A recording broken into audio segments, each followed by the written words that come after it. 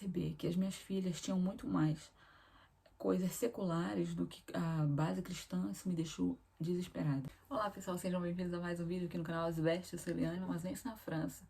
E como prometido, né, eu não posso deixar a peteca cair. Esse ano eu prometi que seriam 2 vídeos por semana, então bora lá, 2 vídeos por semana. Se você é novo aqui, seja bem-vindo, porque eu conto um pouco de como é a minha vida, né, aqui pela França, há 10 anos que eu moro por aqui. Esse ano a gente tem um propósito de compartilhar um pouco mais sobre a fé, né, sobre o nosso ensinamento a respeito da fé com as nossas crianças. Eu queria começar esse vídeo contando um testemunho de algo que aconteceu ao longo desse tempo que eu tô por aqui.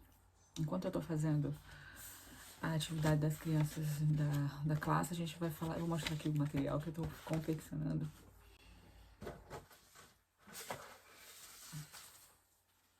A gente vai falar hoje sobre as regras de comportamento dentro da igreja, né? Como é que tem que ser, o que a gente não pode fazer e principalmente o que a gente pode fazer, né? Eu sei que é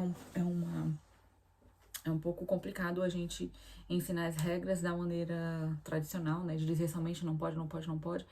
E eu gosto sempre de incentivar a criança a fazer aquilo que ela pode, né? Eu sempre digo, tem as coisas que não pode, o que não pode a gente esquece, mas o que pode a gente foca no que pode. Pode cantar, então a gente canta, pode dançar, a gente dança, pode orar, a gente ora. Pode cumprimentar os irmãos quando chega, a gente cumprimenta. Então pode demonstrar amor, carinho, isso tudo pode. Erguer as mãos, adorar. Então é mais ou menos nesse sentido o que a gente vai estar falando um pouco hoje com as crianças. E claro, também falando sobre o que, vamos dizer assim, o que não pode, né? Não pode correr, não pode correr, não pode gritar, não pode, enfim, machucar o colega. Essas coisas, né? Regras de boa convivência. Então eu tenho aqui um semáforo, né, pra gente dizer, falar um pouquinho, né, das regras de trânsito, que por acaso é uma coisa que eu gosto muito de fazer com as minhas meninas aqui. Toda vez que a gente para no farol, né, eu costumo sempre falar, enquanto a gente tá na espera, falar sobre isso, sobre a questão da obediência. Então, pra mim, esse é um tema que eu gosto muito, que eu falo bastante, né. Aqui a gente tem o sinal de stop, tá? Porque aqui, apesar de ser França, o sinal é escrito stop. Então, a gente tem aqui o sinal da placa do stop pra gente estar conversando, porque vai ser mais uma coisa, assim, informal, apesar de eu ter o versículo. Esse aqui é o Provérbios 23:19. A gente tem uma criança que não lê em português e, por enquanto, a nossa classe, ela ainda é em português, mas eu tô ali misturando um pouquinho. Vou introduzindo um pouco de francês, até porque esse material eu gostaria de deixar. Eu já falei em outro vídeo que as crianças, enquanto eu estava cortando o papel, a nossa igreja, ela divide o cenário, né, com uma outra igreja. Então, a classe em que a gente usa não é só as minhas crianças. E aí, então, eu não posso colocar somente o meu material lá, uma vez que esse material, a maior parte dele é em português, né? Eu procuro fazer geralmente coisas assim que dê pra ficar, mas nunca deixei nenhum material lá. E hoje, domingo passado, quando eu percebi que uma das crianças não compreendia o português, engraçado, né, como que Deus faz as coisas. Porque eu nunca fiz assim muita coisa escrita, até porque as crianças elas têm idade baixa, então elas não compreendem o que está escrito, né? A gente aprende que quando a gente vai ensinar Jesus, a gente tem que estar sempre, de vez em quando, recorrendo à leitura da Bíblia, mostrando como verdade, né? Para que seja ali a prova daquilo que a gente está ensinando, né? Como verdade. Então, eu sempre faço. Ficou lindo. E aí, no domingo passado, eu deu vontade de fazer o versículo tanto em português como em francês. E foi ótimo, porque quando eu pedi para outra criança, para as crianças que liam em português lerem, a outra criança disse assim, eu não sei o que tá escrito aí, porque ele só lê em francês, apesar de falar português. Então foi ótimo, porque o Espírito Santo falou, vai, escreve em francês também. E lá estava, e ele pôde ler. Então hoje eu vou fazer só em francês, mas a conversa realmente é em português, né? O que eu ia contar era uma coisa, mas eu vou findar contando uma outra. E deixar essa primeira coisa que eu disse que ia contar no próximo vídeo. Ontem à noite, é basicamente um testemunho. Ontem à noite, já perto da hora de eu dormir, uma amiga de longa data e engraçado. Eu vou contando aqui. É uma amiga que ela já esteve morando na Irlanda. A gente se conheceu no Brasil há, sei lá, 15 anos atrás. Se calhar até isso, 15 anos. Mais ou menos. Sim, a gente se conheceu num projeto evangelístico de criança. e guardamos amizade. E ao longo desse tempo, a gente teve um bom tempo distante, fisicamente sempre, né? Mas eu digo assim, sem se falar. Então, depois que ela veio morar na Irlanda, a gente voltou a ter contato. E agora ela tá na Espanha. E aí, então, já ia dormir, ela me cutucou lá, mandou uma mensagem. Ah, queria saber um pouquinho sobre a questão da educação, como é que é e tal. Queria saber teu parecer, como tuas meninas já estão aí, tá aí nesse rolo há mais tempo. Queria saber como é que era a nossa realidade aqui, né? A nossa dor e tal, se era mesmo e tal. Ok, então começamos ali uma conversa, eu já tava prestes já tava deitada a dormir. E acabou que a gente ficou ali conversando um pouco e o Espírito Santo é demais, né? Eu fico assim vendo o cuidado dele, como que ele faz as coisas e como ele renova a nossa fé, como ele levanta pessoas para nos encorajar, né? E como a gente também muitas vezes, né, é levantado para encorajar outras pessoas, muitas vezes sem perceber. Às vezes a gente se acha fraco, tá se achando caído, tá se achando para baixo, e o Espírito Santo levanta a gente, né, e acaba movendo a nossa vida, e através disso outras pessoas também se levantam. E a gente conversava um pouco sobre isso, sobre essas questões, né, que tem sido basicamente o tema que eu sempre falo aqui, que é a nossa questão como maternidade, né, de expatriadas, de que mora, né, fora do nosso país, mora no outro contexto, daquele que a gente foi criado, tudo novo, não tem ninguém para dizer o que a gente tem que fazer, como a gente tem que fazer, é a gente e Deus, né? E a gente passou ali um bom tempo comentando, falando um pouco disso, e eu contando um pouco da minha, que já tive um momento assim que eu tava muito aflita, desesperada por conta disso, né? Por conta da criação das minhas filhas, de como é que é aqui, né? Na verdade, quando eu me dei conta que não era eu que criava as minhas filhas, eu entrei em pânico, sabe? Porque chegou até um tempo em que eu achava que era eu que cuidava, sabe? Eu achava que era eu que estava ali moldando e tal, e quando eu percebi que não, eu entrei em pânico.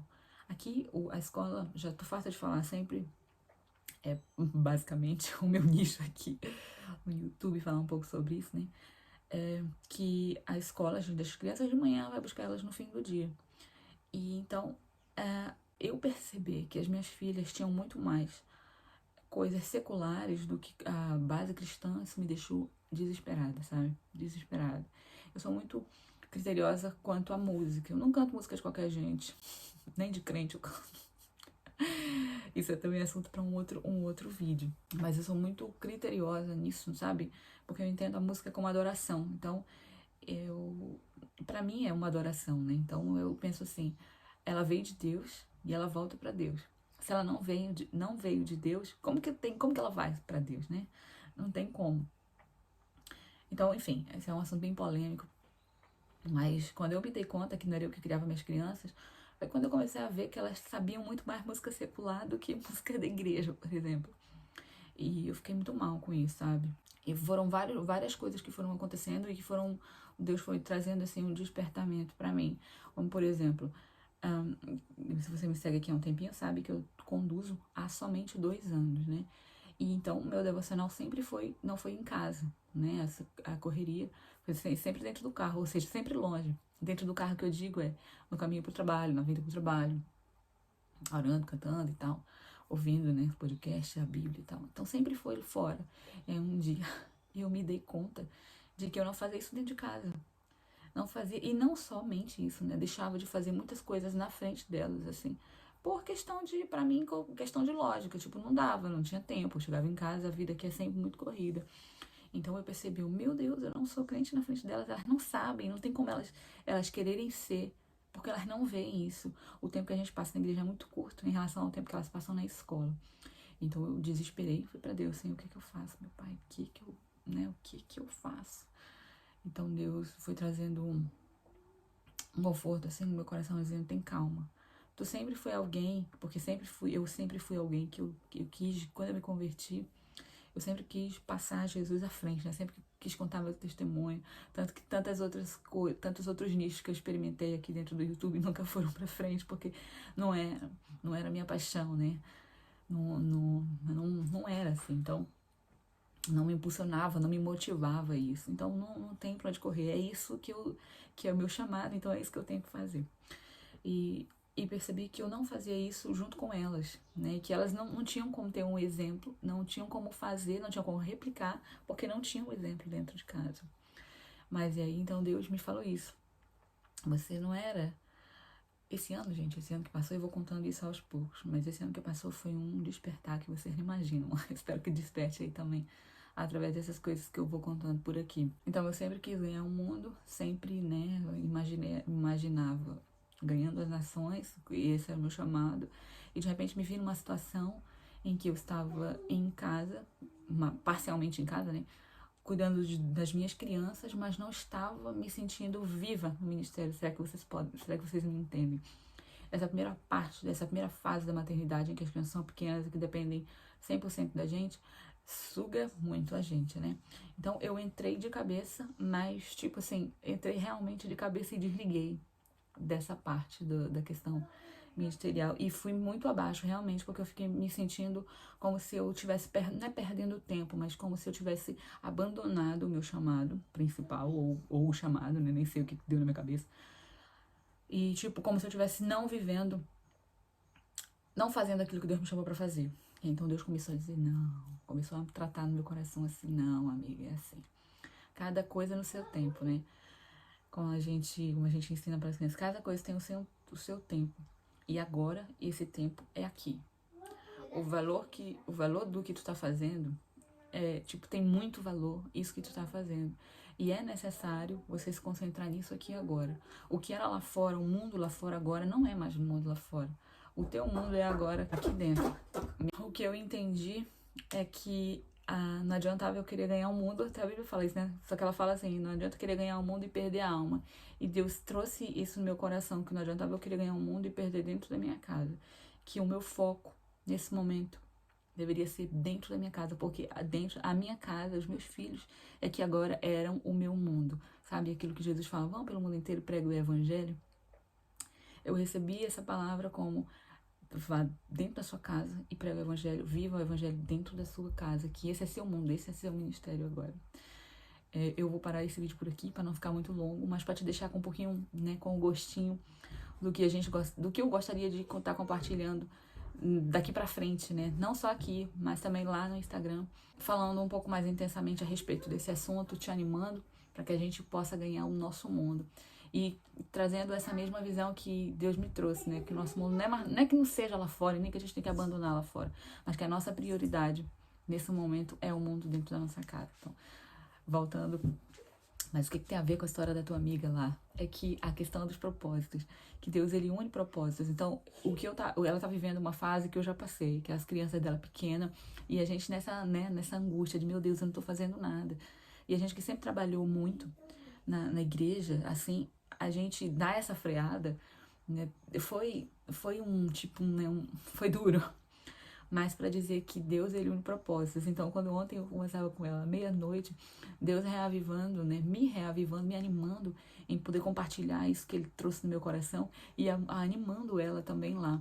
E a gente terminou, eu não sei ela, mas eu terminei a conversa, a gente terminou a conversa por volta de meia-noite, chorando, em conseguir ver e ter esse novo direcionamento de Deus, né, para a nossa vida. Dizer que Deus nos escolheu, nos capacitou para que a gente pudesse viver no momento em que a gente está agora.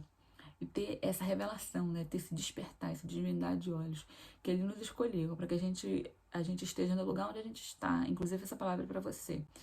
No lugar onde você está, para afiar a sua flecha, como diz a Bíblia, que nossos filhos, né, eles são flecha na mão do valente, né? E afiar a nossa flecha e enviar a nossa flecha do lugar onde a gente está. Então eu queria te animar também a que esse ano, 2023, seja o ano da gente tomar, né, as rédeas da nossa vida, da nossa maternidade, saber quem realmente a gente é, para que a gente possa afiar a nossa flecha, as nossas flechas com perfeição, né, que a gente possa realmente afiar elas e ensinar dentro da nossa casa, porque isso é só uma fase.